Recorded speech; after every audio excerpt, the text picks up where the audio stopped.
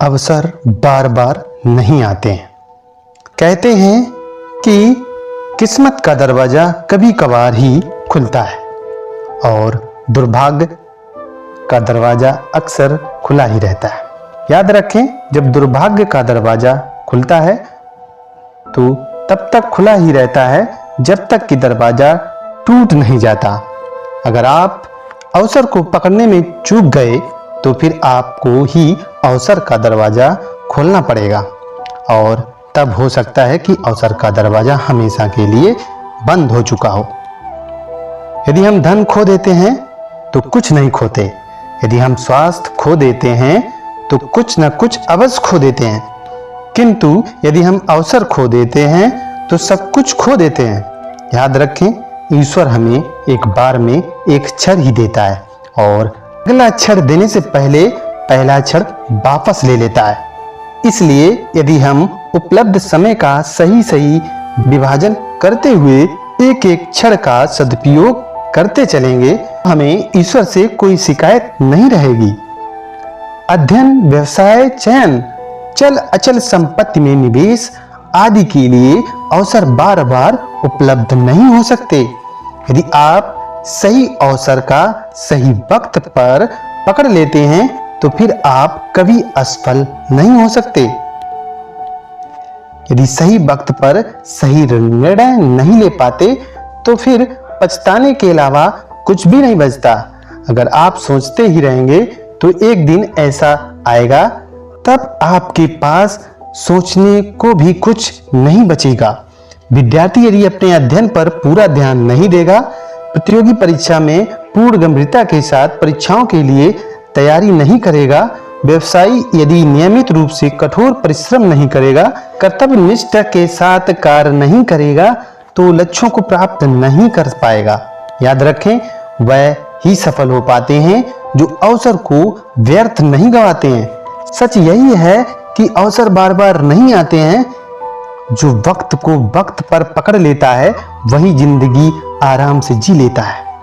जो वक्त को पकड़ नहीं पाता वह जिंदगी भर पछताता है। याद रखें, बुरे क्षण तो दिन भर में 100 बार आते हैं, किंतु अच्छे अवसर कभी कभार ही आ पाते हैं। अच्छे अवसरों को पकड़ने के लिए सदा तैयार रहिए। ध्यान रहे, न अच्छा अवसर कहकर आता है न बुरा अवसर कहकर आता है। इसलिए हर अच्छे क्षण को पूर्णता सदुपयोग करते चलें, तब बुरे से बुरा वक्त भी आपके लिए कुछ न कुछ अच्छा ही लेकर आएगा।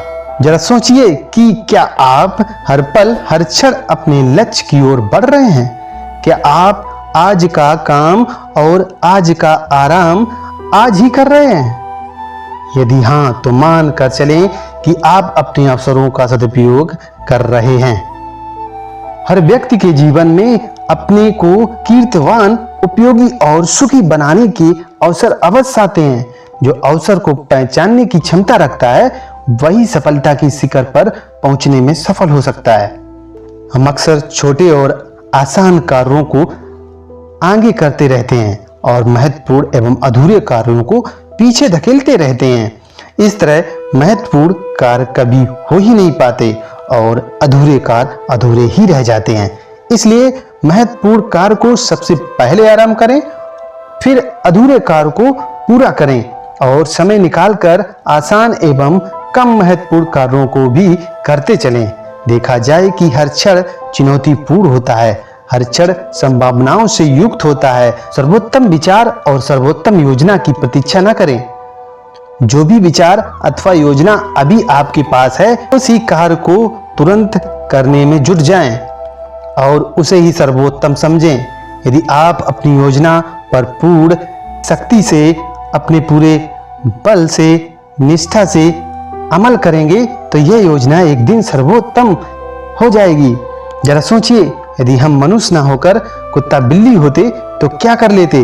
कुछ ना कुछ सार्थक करने के लिए ही हमें यहाँ भेजा गया है, अवसर प्रदान किया गया है। हमारे लिए तो यही प्रथम एवं अंतिम अवसर है। इसलिए हमें फालतू सोचना, गप्पे हाँकना, हवाई किले बनाने और अपने भाग को कोसते रहने में ही अपना कीमती समय नष्ट नहीं करना चाहिए। भाग्य के उदय होने के अवसर तो हर व्यक्ति के जीवन में आते हैं, बशर्ते कि हम अवसरों को पहचानने एवं उनका स्वागत करने के लिए तैयार रहें। अब हम एक कहानी सुनते हैं जिसको हर व्यक्ति अपने जिंदगी से जोड़ सकता है। तो शुरू करते हैं। किसी गांव में दो दोस्त थे, एक था राम और एक था श्याम। दोनों ने एक साथ एमए किया, साथ साथ प्रतियोगी परीक्षाएं दी। राम प्रशासनिक सेवाओं में चयन हो गया और श्याम को सफलता नहीं मिली। कारण कि राम ने पूरी गंभीरता व लगन के साथ तैयारी की थी, श्याम ने इसे गंभीरता से नहीं लिया। अगले साल श्याम ने फिर परीक्षा दी। रिक्त पद भी इस बार अधिक थे, किंतु अच्छी तैयारी न होने के कारण इस बार भी चयन नहीं हो सका।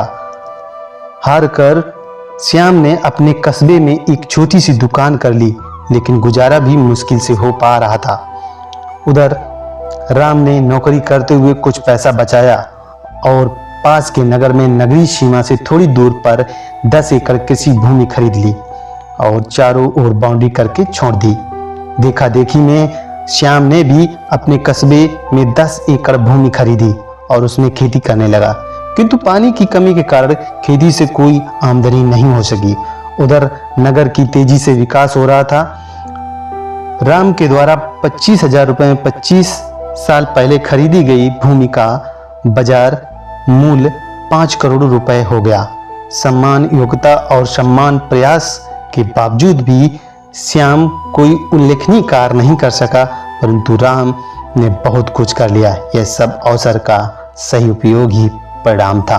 तो दोस्तों, मेरा वीडियो आपको कैसा लगा है? अगर अच्छा लगा हो तो लाइक और सब्सक्राइब करें, ज़्यादा से ज़्यादा अपने दोस्तों को शेयर करें।